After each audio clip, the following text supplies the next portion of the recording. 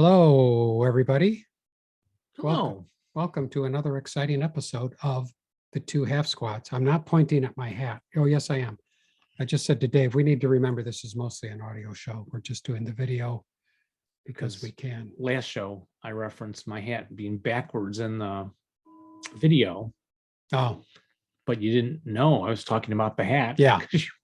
If you're listening to the podcast, which I think most people still are. I think most people listen to the podcast. Yeah. It must be because when I look at how many people watch the videos, it's like 6.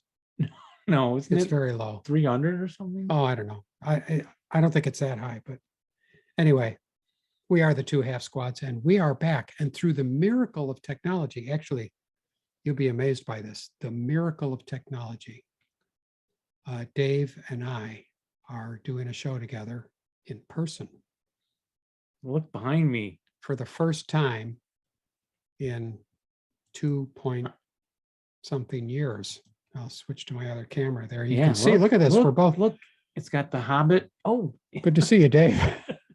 we don't have to fake it into the camera. Yeah, right. That's right. And there's the Hobbit fireplace that listeners at home may remember us just me describing it a decade ago as a circular brick like whole wall with a circular fireplace in the middle.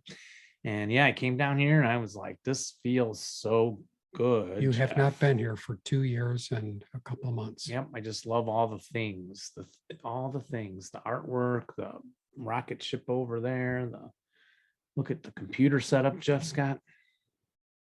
It's good to have you back. It genuinely is very, very good to have you back. Yeah, thank you.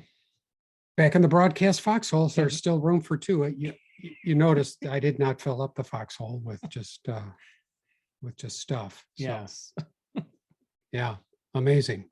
So anyway, I was wondering, Jeff, do you still have mice up in the the soffits? Is it the soffit? What is that thing? I don't know if I've ever told you my mice stories. I used to have these mouse traps that were little clear plastic cubes. It was called a mouse cube, and it had a trap door that would close. So you put a little bait in there, and the mouse would go inside, and the trap door would close behind him, and the mouse would be stuck in the cube. Kind of like Marceau trying to get out of the box. So I would hear them rattling around. Yeah, yes. I would hear them rattling around there, and I'd go, and there'd be a little mouse in the cube. And I think, okay, well, I need to take this out. And I may have told this story before. I don't know. But I remember one time I took it out into the backyard, way to the other end of the backyard, which is 40 yards, maybe. And I told you about it, and I let the thing go. And I told you about it, and you said, well, the mouse can see the house. He's just going to run right back over there, which is so true. But I don't know. Do mice recognize the house that they came from? Like they want to get back to it? Yes, they do. They're not as good as dogs coming home across the country. Yeah. Oh, yeah. But they're very good at coming back home. All right. Well, after you told me that, I thought, well, I got to get rid of these mice. I need to take them somewhere and turn them loose.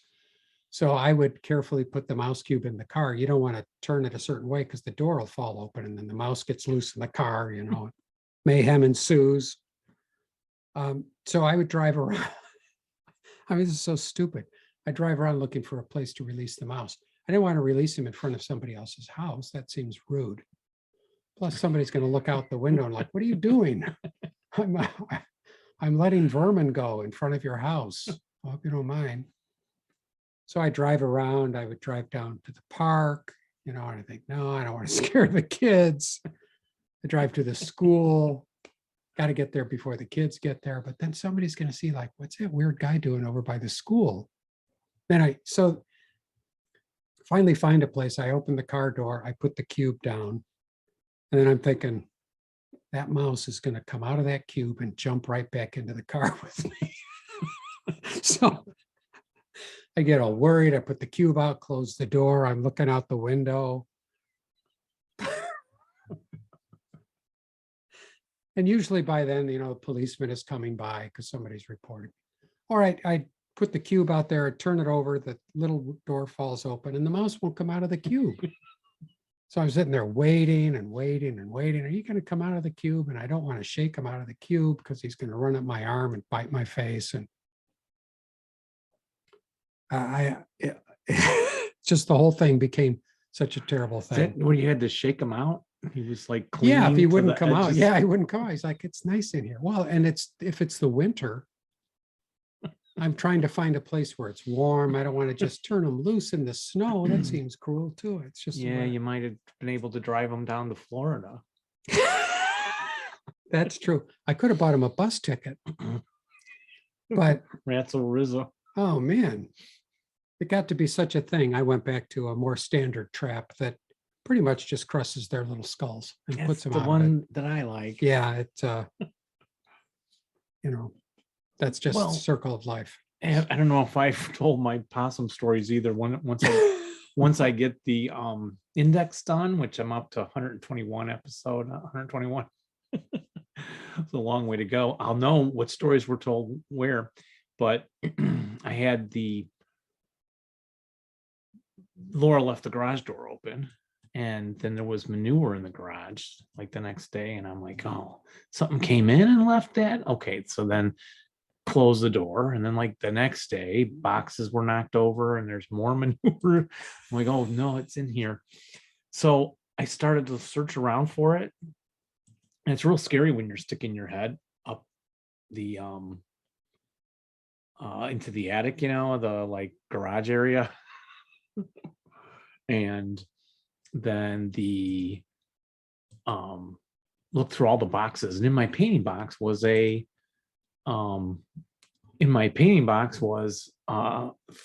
fur, like, and I had been John the Baptist, and I wore a fur shirt. Oh, a hair suit. Kind of just a vest thing. Okay. Made of large craft fur or whatever, however Yeah. I made it. And I thought, why did I put my John the Baptist suit in the painting material box? Forgetting. And then I saw it breathing slowly. Oh, that's right. I'm looking for a furry animal at this very moment. So I called the police and said, I have a possum in a box, and A possum in a the box. control guy. What's in the box? What's in the box? Possum. It's possum. Possum stew.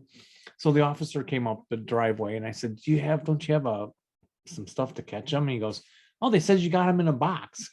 I said, well, he's in a box, but I didn't catch him in a box. And so It's not official. It's not a sanctioned box for possums. he took the box right off the shelf there, and he set it down, and we all moved back. He goes, they look really fierce. They get really like, Yeah, they do. Yes, they do. Yes, like that, right? But he goes, they're really pretty harmless. He goes, the things that'll get you, those are those raccoons, man. Those will attack anything. So here, let me get this possum for you. And he hooked the thing and took it away. So wow. That's possum story 1. Possum story 2 is we were sitting around the family room having Bible study with the windows open, and I heard a rattling on the fence outside. The chain link fence rattling. Everybody's like, what is that? I don't know, something's climbing over. I don't know. And then a week or so, 2 weeks later, whatever, Megan and I are painting in the garage, painting animals for a Bible school, vacation Bible school show. And we're smelling, what is that? And so I go and look along the fence. A possum had got itself caught under the fence by the neck, trying to go under. That's what that rattling was weeks before. So I called my neighbor Don. Say, hey, Don, there's a possum under the fence. He goes, well, what do you want me to do about it? And I go, well, 90% of it's on your side. You're being a good neighbor. I have the head. Yeah. So he goes, oh, okay. Well, I'll come out and take a look with you. And he could not stand the smell. He kept gagging and having to walk away. No kidding. And so his wife took, I had the shovel and I chopped it in half. And then his wife took the other half of the body and tossed it over the fence. Oh, that is gruesome. That's my 2 possum stories. Well, watch out for those possums. People learn a lot from this podcast. It's not just ASL. There's a lot of other stuff you learn. One thing I know about opossums is, I'm pretty sure this is true. In the US, we call them possums. But in Australia, they're called opossums. It's actually a slightly different animal. Oh, well, it's spelled the same in the United States. Opossum. Is it? Yes. I might have that wrong. This might be. A little knowledge is Yeah. a dangerous thing. It's really, I could have checked, but I thought, no, I'm trying to get away from that, always checking Google to see if I'm right. Well, they I'm probably just going to say I am. they probably have a different kind of possum. Yeah, they do. Yeah, if the two mate, you don't opossum. get a working offspring. Well, speaking of mice, that makes me think we've got something we can give away. Oh, yes. So we've got this. Let's see, where did we get this? Remember where we got these? Oh, yes. This is says right here on the Oh, it says on there. Well, that's a. Broken Ground Design. Oh, okay. Hey, Broken Ground This- Design. Is the pad. I don't know why I rang that. He's not a sponsor, but we do like him. He was for quite a while. He was, yes. Mhm. Brian Martuzis, who we interviewed, wrote this scenario. Pete Schelling wrote this other one. They each wrote two in this pack, and they're quick and they're fun, and they fit on the mouse pad. Get it? Very, very cool. And I And played all four of these. And they're short and fun. so we're giving this away, the mouse pad and the scenarios, and then along with it, a mouse, USB wireless. And it is designed like the tank, MAUS. Oh, Get it? the mouse. The mouse. It was that giant tank. I think they had a prototype of it at the end of the war. I'm not sure if any got into combat. I don't think so. I think the Soviets found Too the bad. mouse. MAUS. We should have put them in the cube. We are not sending a mouse cube. So for people to get this to send to them, I can ship this out. I have the money in our fund, our shipping fund. So thanks to our listeners on Patreon. And how should we do this? Email us with the subject, Mickey plays ASL. Yep, that'll, How about I that? was gonna say 3 blind mice, but Mickey plays ASL. Yeah. Send that in the subject line, email us by, June 15th. nope, far too far. We're gonna have another contest next show, Well, it's May now. This is going to come out here. Oh, May 20. June Yeah, 10th. sure, June 10. Okay. You can have 2 contests going. It's Yeah, the we same definitely could. We've got lots of good stuff to give away, thanks to the generosity of various listeners and patrons of the Patreon show. supporters. Patreon supporters. Yeah, we got lots of good stuff. So So we need to keep this together. I'll Keep take it listening. tonight to ship. And coming up next, well, no, we're 300 is coming up soon. yes, And it we're is. Thinking of having, I was thinking maybe like a round table about, does ASL teach history? That was a topic on some word game thing or something. Maybe do half an hour of that and then half an hour, maybe a game show with people coming in on Zoom. Yeah. That would be great. So we'll see. We'll announce officially. We'll do something fun and Yeah. different, hopefully different. So, yeah. Okay. What's next? Well, Jeff, shall we do the rules? It's time for rules. You need the rules to play the game and put your opponents to shame. They might seem hard, but that's okay. We're gonna learn them anyway. Rules. Yes, We are silly, aren't we? it is time for rules. How do I get my video back? Here, I am going to give you your video back. And today we're picking up where we left off last time, which everyone remembers is concealment. Because Yes. the last show was called Can You See Me Now? So this is a 12.14 actions. So I'm just going to teach this section here to our wonderful listeners and viewers.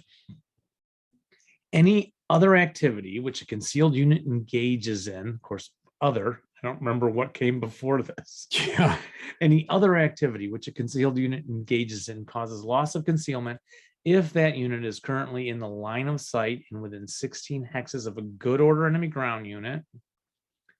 Leader lost task checks, leader lost morale checks, attempts to entrench, set a fire, deploy, recombine, make a sniper check or a Panzerfaust small ATMM check, rally a broken unit, engage in a clearance attempt, change your covered arc, apply a leadership modifier to anything other than a patsy, or place smoke grenades are examples of actions that cause a loss of concealment.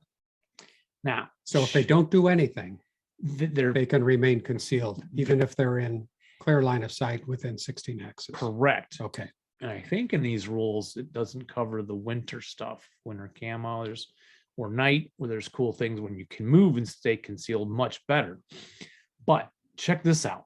A snapshot attack opportunity is not sufficient to cause the moving unit to lose its concealment unless the attack generates a patsy, PTC, or better result. So the guy's moving between two buildings. And he's All right. concealed.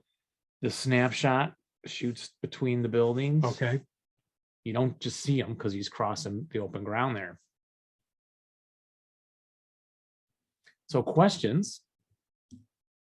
He doesn't lose concealment if he's crossing that open ground. Unless And- you get a pin check or a Yeah, morale check okay. or a, yeah, Okay. you have to get a result. Yeah. Which Okay. is a common theme in it, but some people be thinking like, oh, a snapshot, he's in the open there. Does operation of a radio or field phone cause loss of concealment? Oh, wow. That is a good one. Got that leader concealed up in that high level. I'm going to say no. that is correct. Very Yeah. frustrating. So I start shooting at all the concealments that are up high, trying to find that radio guy. Yeah. Does taking the patsy or a set demolition charge normal task check cause a loss of concealment? Yes. No. Oh, no. So the tank comes by, you can roll to see if you can enter into melee, and you can stay hidden or concealed. Concealed. Yeah. Interesting. Okay. Yeah. Okay. How about dropping your support weapon? Just in your hex, you're covered up. Yeah, I'm going to say no. That That- does not cause loss of That concealment. is correct. That's Yeah. free. How about repairing a support weapon? I would think that would. You might, but it is no.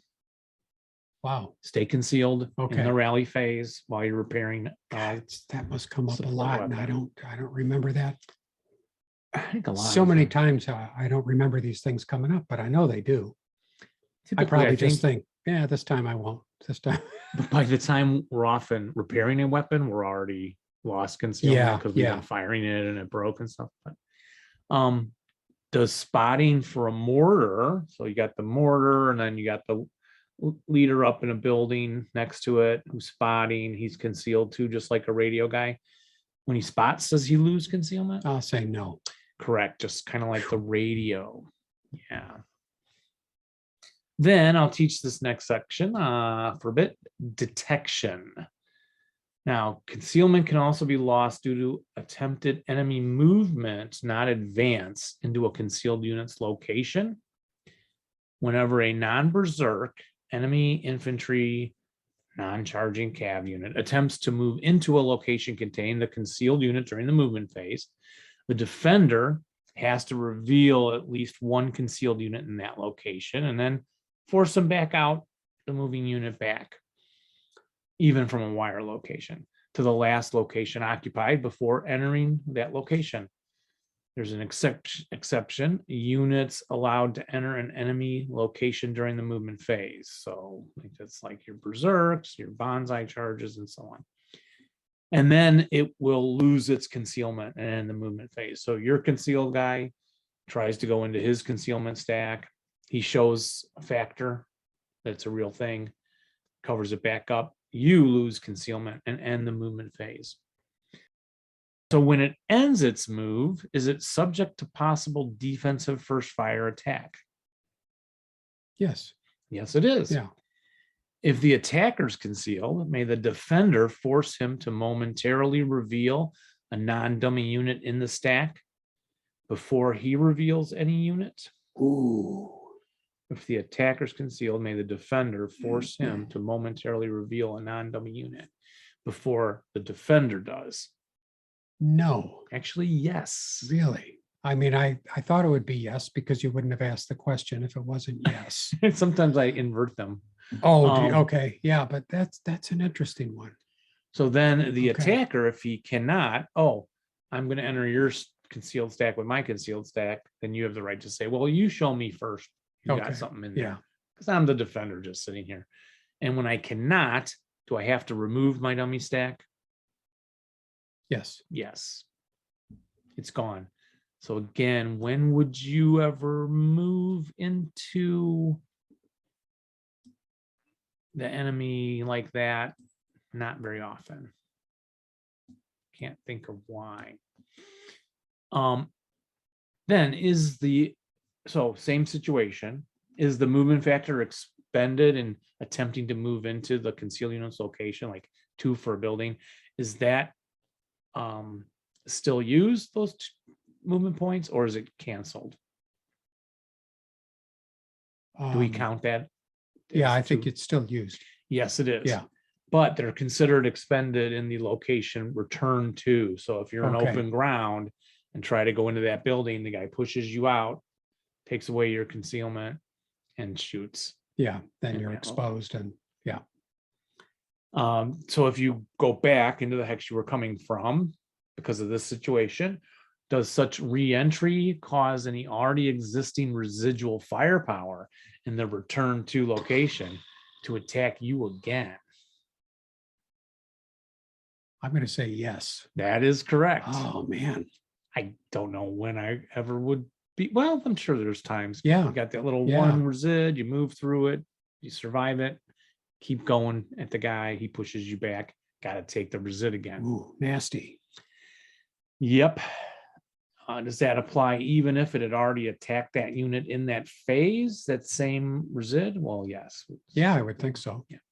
Similarly, a unit forced back into an FFE or a minefield, is that subject? Same thing. Yes, sir. Yeah. Then is a unit forced back into a wire counter, is he placed on top or beneath? On top. I would think too, but it's beneath. Because I'm getting rusty on my wire. I think Mike was teaching me something about, like, I was kind of starting to do wrong. Like, once you're under it, kind of felt it represented like you went a certain direction, but I don't believe that's really true. Is a unit forced back into a depression, like a gully, in it, at the deep in it, or in crust status? Some of these just make me think, why do we play this game? And I think we always do this correctly. Yeah. Crest status. No, All the way in it. down, huh? Yep, just All the move way in. them right back in it. Okay. Yeah.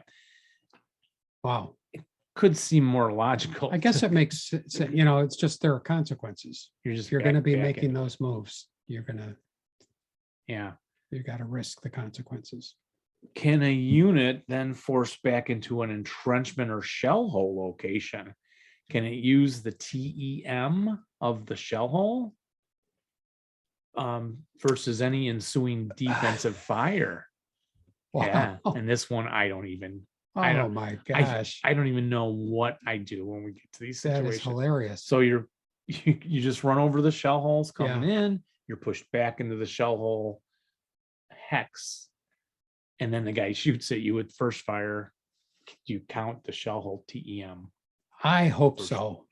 No, No? because you're running out there. Man. But can it use the shell hole terrain effect modifiers for any defensive final fire attack? Yes. Yes. So Yeah, I guess you're 'cause done you're in there. moving. I guess you had time to go down in there. And subsequent first fire attacks also War is count heck. it. War is heck. It is. Sorry, what was that? and also the first fire attacks, yes, those Yes. apply the subsequent. So the first one doesn't, the subsequents do, and the final does. Yeah. All right, then we'll be teaching this part here. A unit forced back to its previous location is not subject to attack during the brief period in the previously concealed unit's location.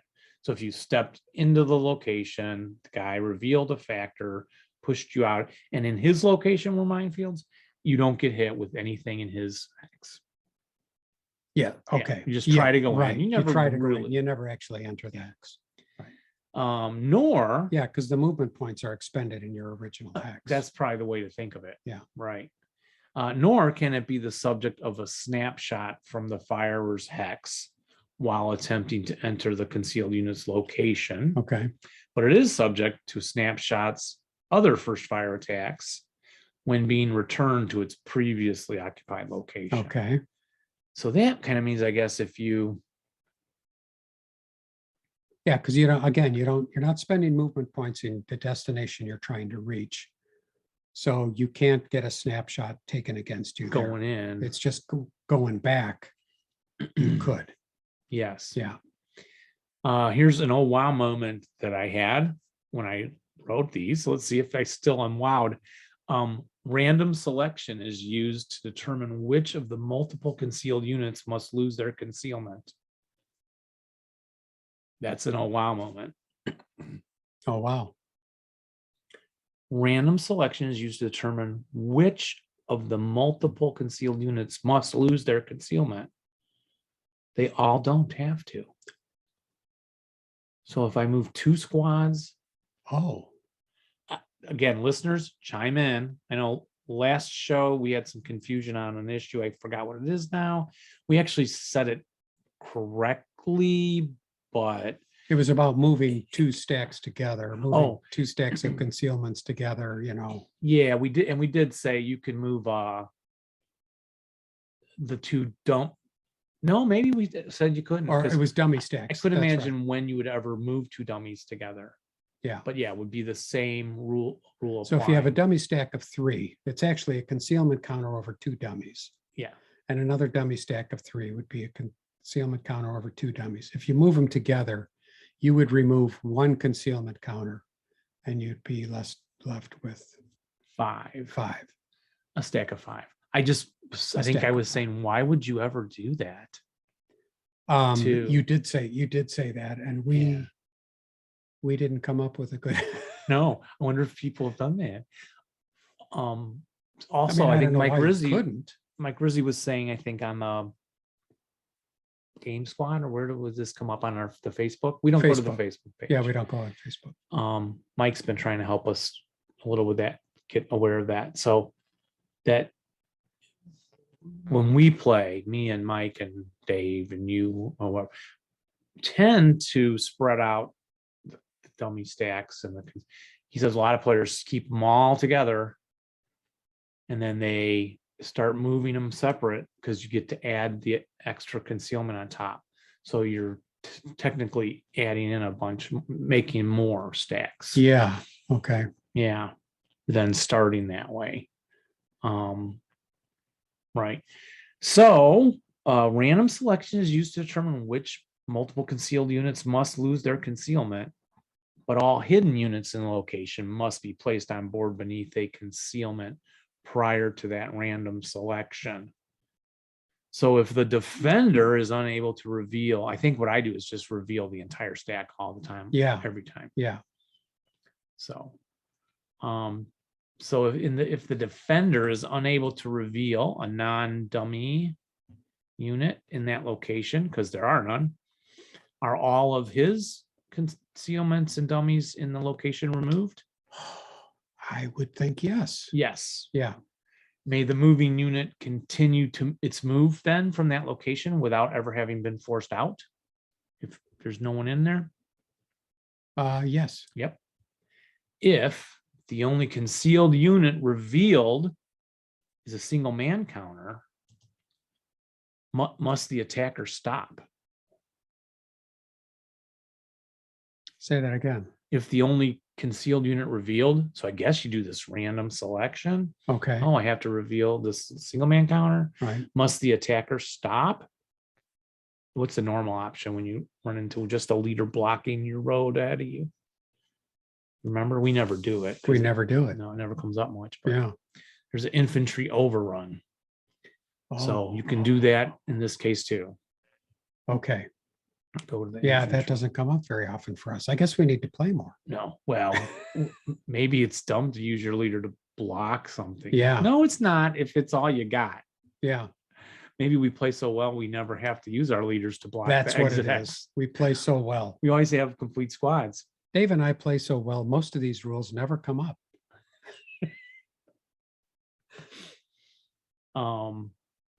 So yeah, he can do an infantry overrun if possible, thereby forcing the defender to then reveal another non-dummy unit in the location if he has one, Okay, which you would do. Like, oh, he's still coming in to overrun the infantry. All right, well, I actually have a squad in here.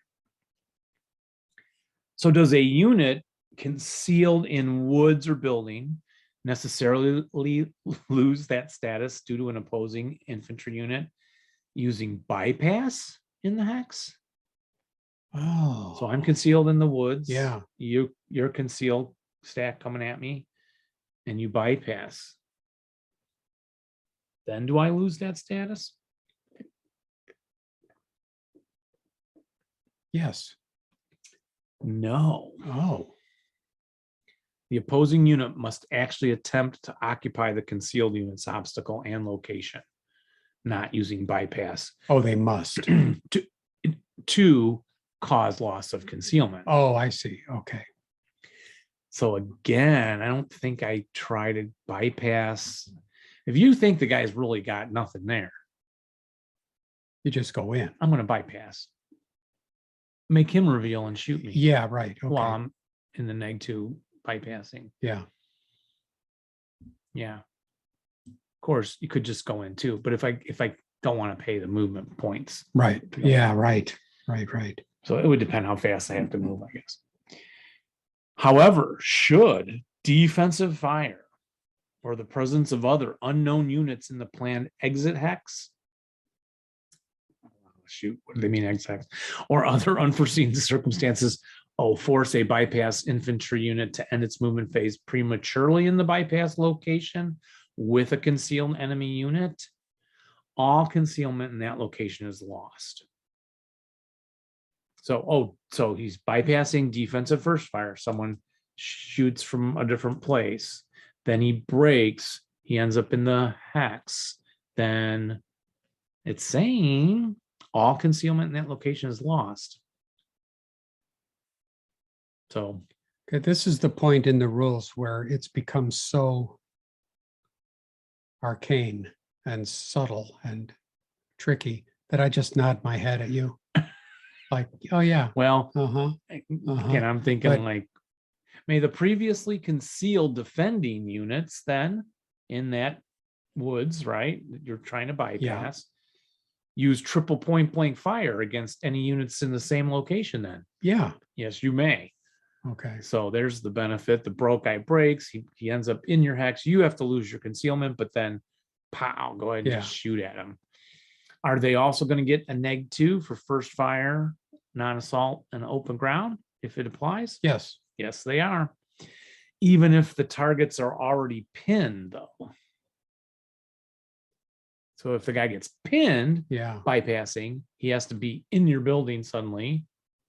It's just a rule. They can't leave him in bypass. yeah. So the rule is, Well, then, you pin yes. him, he's in your building, you lose.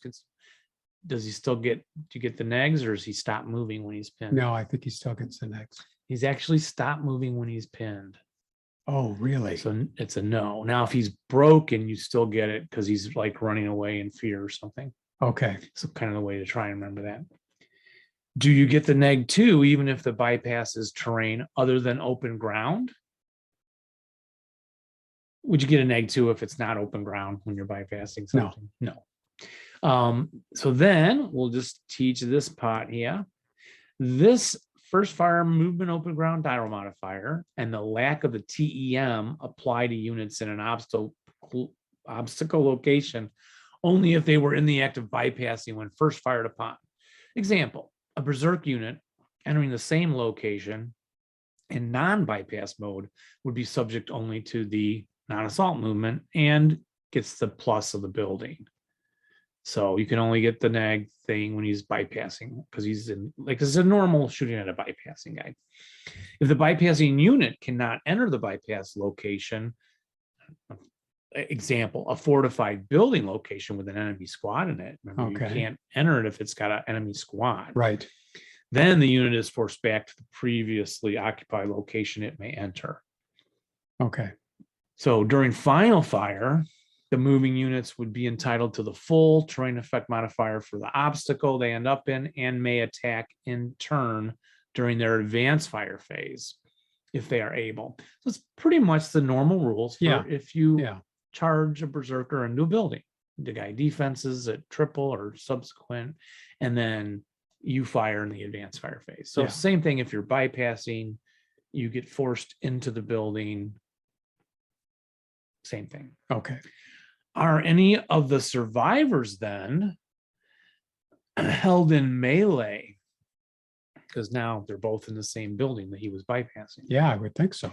I always mark them that way, but technically they're not until after the close combat phase. We're supposed to put the close combat marker, not the melee marker. Right. Yeah. Yes. Close combat first. Yes. Yes. And there's a reason for that. There- We often skip that, putting the close combat. I marker taught on you that stuff. way, like, oh, let's just put a melee on because Yeah. we're going to have to do it in a few minutes. Yeah. But technically, Yeah. It makes a I'm difference. remembering and learning the little rules of who can leave them a close combat and not a Right. melee. Right. So then, and here's the example, are they able to route away in the route phase? Because they're not in melee. Because they're not in melee. I would say yes. Yes. Yeah. There's the example. That's So the you mark it with the significant, close combat counter, indicates the melee rules do not yet apply. Any armor fighting vehicle using vehicle bypass movement in the hex can be attacked as reaction fire like normal. So then I have a segment that I recorded on west of Alamein Okay, let's take a listen. at what is in the, Oh, let me hit the magic button. what's in the box.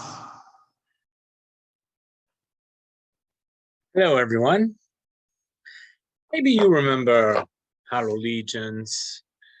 I put tape around mine because back in that day, you weren't sure you'd ever get another game like this. So yeah, I taped it up. Now I regret it, but keeps it safe. This game has the Italians, and is it some extra desert boards came here? Two extra desert boards. And the Italians, and originally, of course, there was the west of Alamein that had the rest of the desert material in it. And so, of course, we all know now we have Hollow Legions #2, which includes all the desert stuff since they moved the British over into for King and Country. And Hollow Legions, this original art on the Hollow Legions, was George Parrish. You can see there's a copy, not a copy, an original of his here, and then the new artwork. Oops. I forget who this guy is, but he does a nice job. So we'll get to some box art review on that sometime soon. So first up, let's take a look at the components. We have new boards. Well, the same boards. Well, all the boards, the desert boards. So it really goes 25. Now 25 originally looked like this on the board, on the not cardstock, but actual cardboard, or so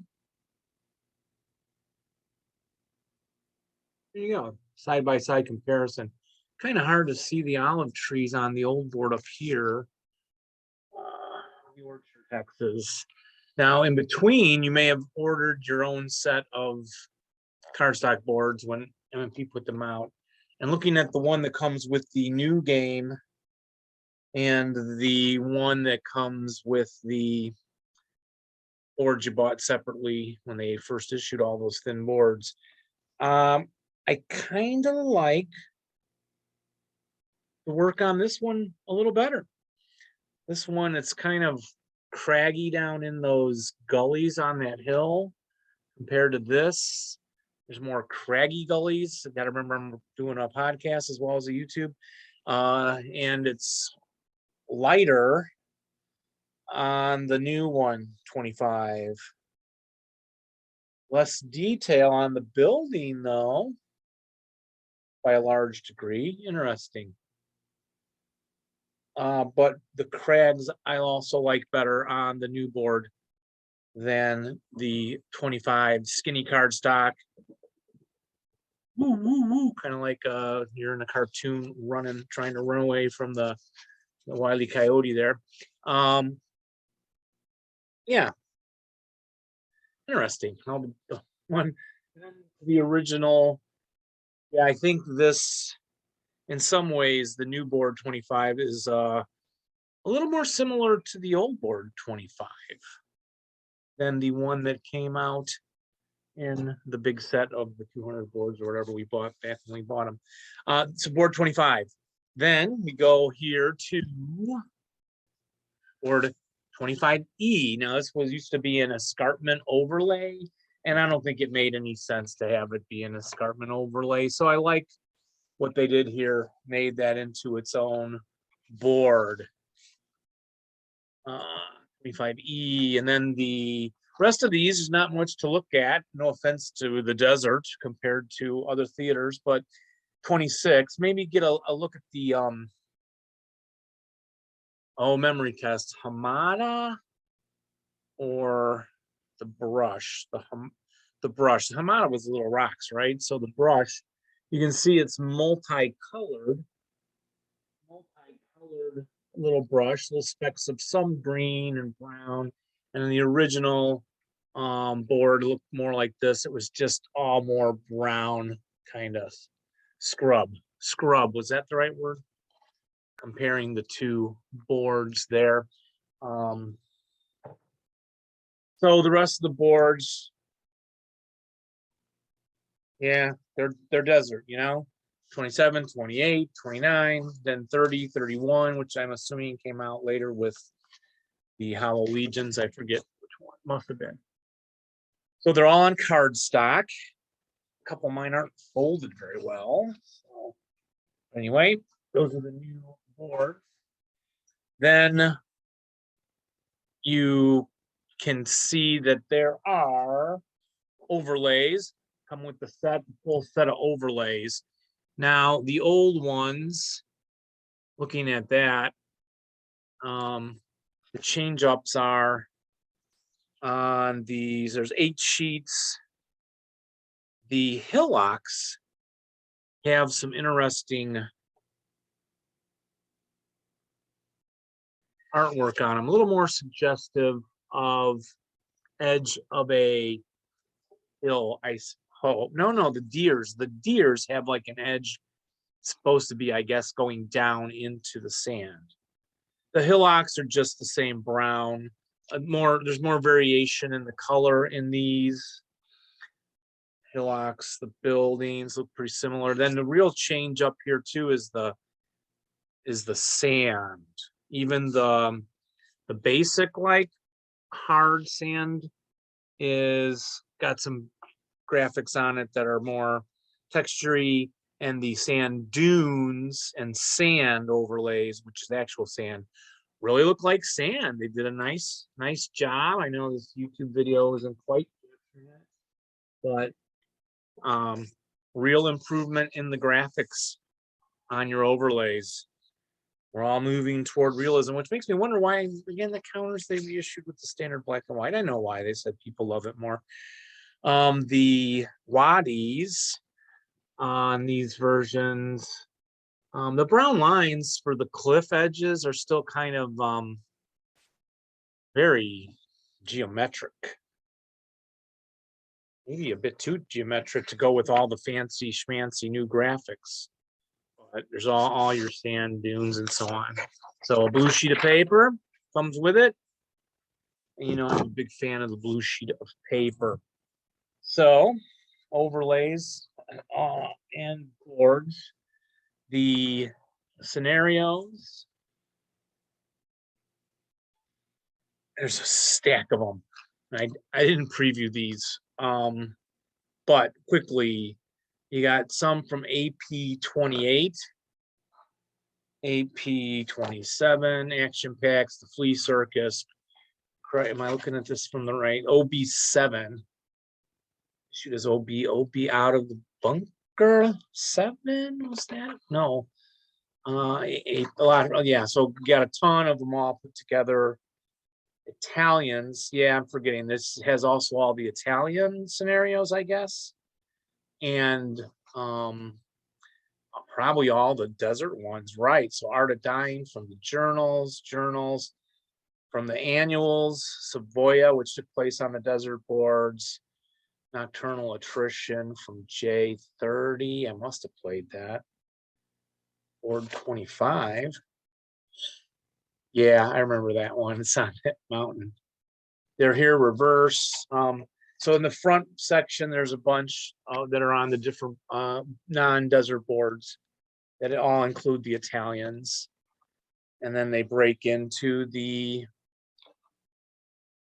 boards, which are your standards. So that must be like the front 35.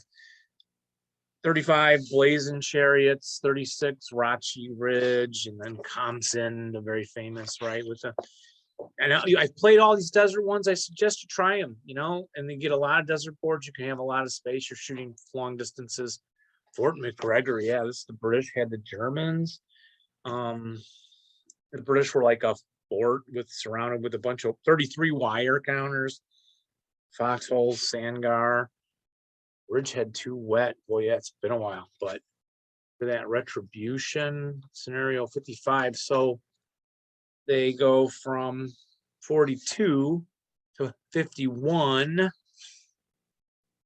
So those were then the Italians and the Hollow Legions.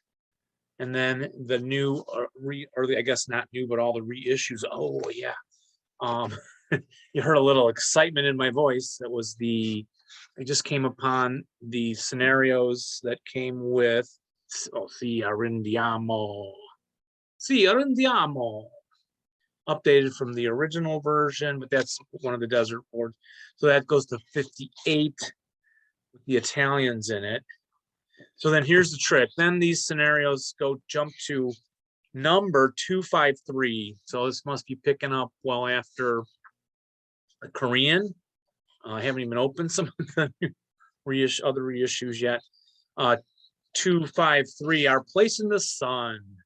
And this is one of the scenarios from the Soldiers of the Negos or with the Eritreans, get some air support. Yeah, I'll visit these scenarios with a separate recording because Dave Timonen started on all these, and they have a little color graphic there of the Bitwood Gamble, Circle the Wagons. Boy, faint memories here. Wells of Borgut. Maybe some of these are new. And 259, 260, Last Hope at New Flower, Addis Ababa, Ethiopia, 1936. So those next set covered those scenarios. And then 261 through 289 must be all these Italian ones from all the different magazines and action packs and journals and so on. You get those there. And then looking at the rules, you get the North African rules: open ground, scrub, hamada, deers, wadis, hillock, sand, sandgars, tracks, hillside walls and hedges, arid climatic conditions, desert overlays, alternate terrain types, which were like, I think, the olive groves, right? And those kinds of things. So, you know, nice, crisp, clean, new set of rules for you. A lot of you never had section F, perhaps.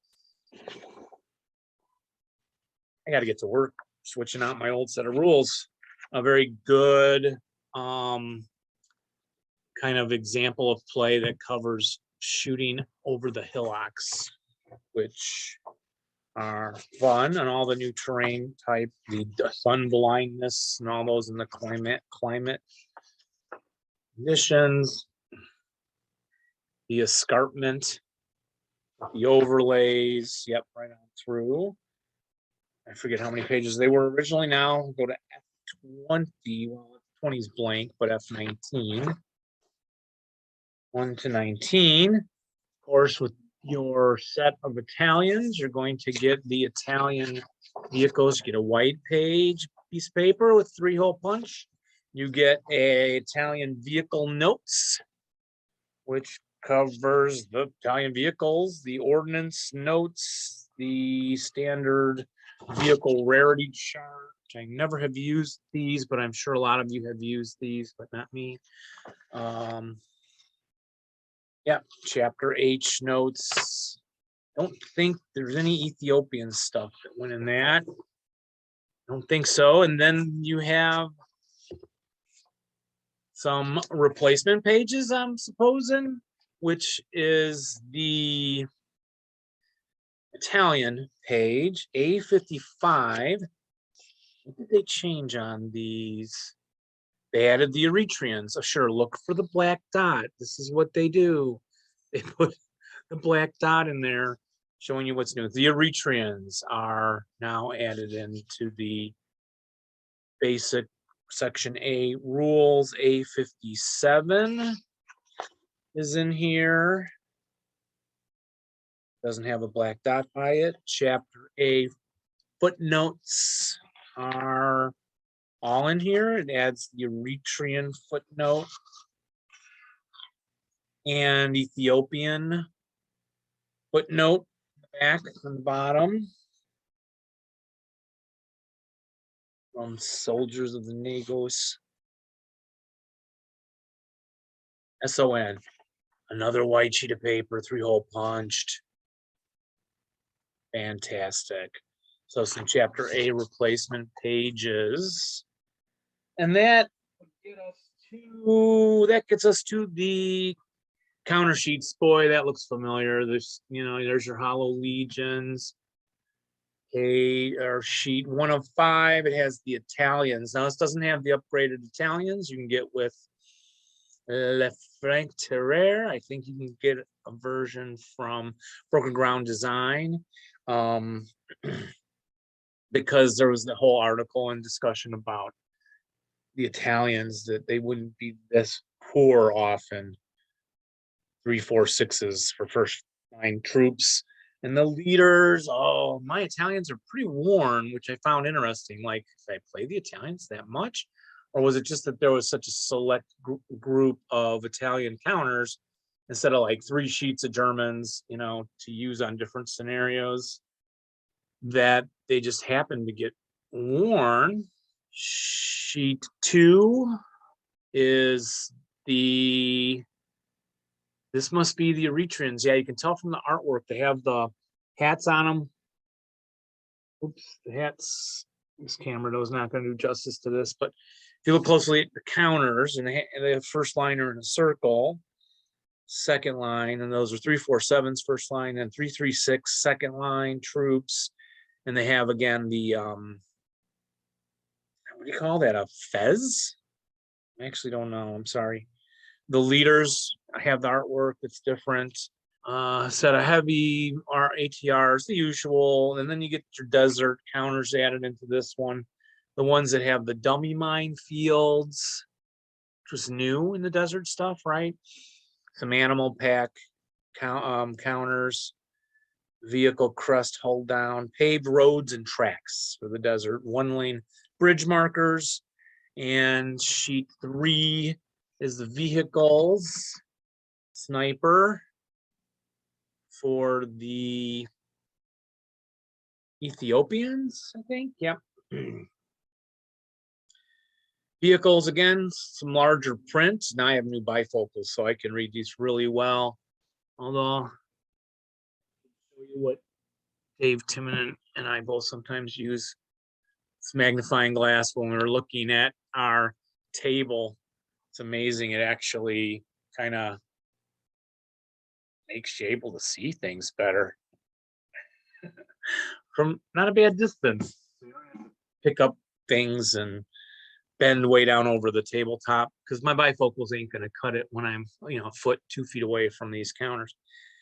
The magnifying glass does amazing. That was from my mom. Mother's Day. I miss my mom. Uh-oh. Okay, I won't cry. The artillery pieces, nice big print again. Your vehicle dust, stuff that's unique. Hillock Summit. Ooh, the gusts counter has a little twirly wind on it. That was not on the original. Without double checking, I will guarantee it. And Heat Haze has a kind of little like heat hazy echo of the letters, like maybe you're getting blurred out a little or seeing things. So, yep, the rest of the Italian OB. And then, of course, the Ethiopians. Now, they are on the green. Is this would be the Allied minor color, which makes sense now. I think I remember noticing that a lot earlier. And they have elites at 347s. Some are rifle arms, some are just spearmen somewhere in here. And where's the rules for tank tipping? I don't know, but I think I'm going to do a separate deep dive into. So that's all the things here with Hollow Legions. Let's double check that. Oh, there is a chart, of course, with the desert terrain and in larger print. Looks very similar, except maybe candelabra trees. Looks like a new thing. Does. I'm going to say it's a new thing. And then the arid weather charts, the Hamada mobilization, the sandbogging.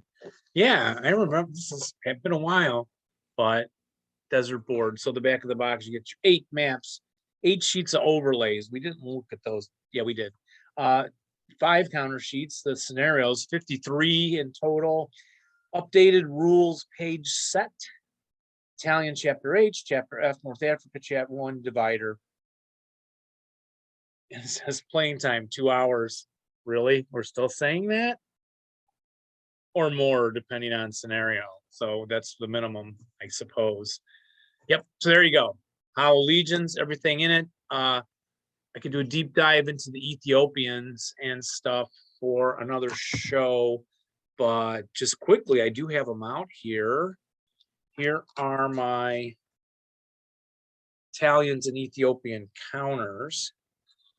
And here's like some spear troops from the original. Was it Critical Hit that put that out or someone else? Yeah. 237s. Spearmen. So there's like tank tipping involved in this. It used to be. I'll find out if it still is. In the original set, there's some leaders and crews. Their sniper was this teeny counter. I guess they didn't print any 5/8 inch counters then to go with this. I made labels. Oh, I just ripped my label trying to get it off to show you on the YouTube with the lion in color. Yeah, well, I have them on the top. Let's just look at that. Italians and I combined them. So I managed to fit Italian vehicles and Ethiopians in one box, and then my other box had the Italians and I think the Eritreans all together. So there you go. That is what's in the box for Hollow Legions version 2, I guess. Well, that was interesting, Dave. Very good. Thank you very much for that. I did enjoy seeing the different graphics on the new boards. Yeah. Really cool looking sand and cool stuff like that. So, all right, we are probably over time. I would think so. I don't know where the timer is on this. It's not showing me, but anyway.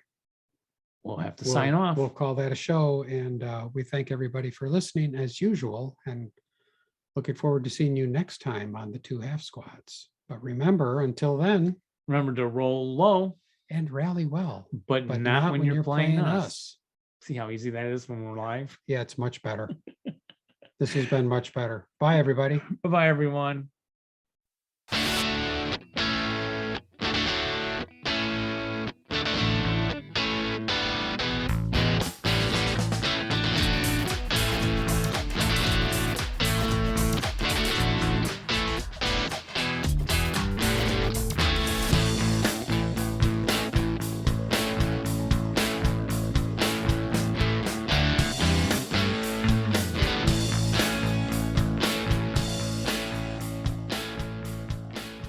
You want to sleep over? There's room right there on the couch.